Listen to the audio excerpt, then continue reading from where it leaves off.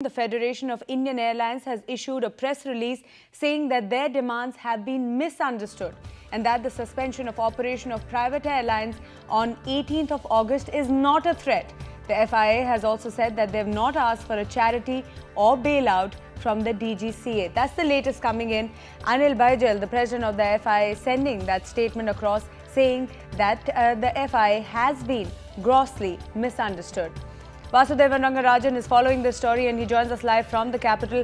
Clearly, Vasudevan, the kind of pressure that is coming from the Civil Aviation Ministry, enough for the private airlines to clearly do a come down of sorts, as we can see.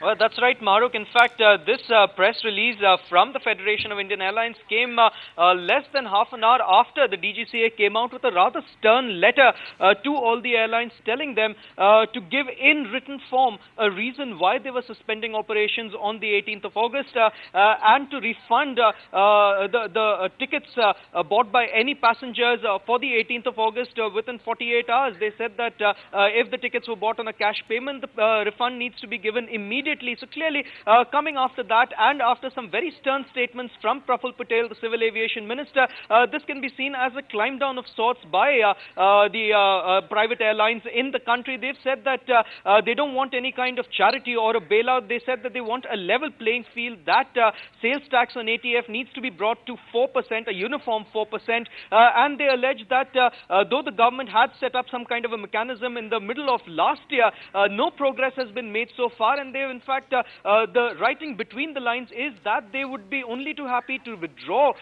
this 18th August suspension of services if the government came forward with some concrete measures. Back to you.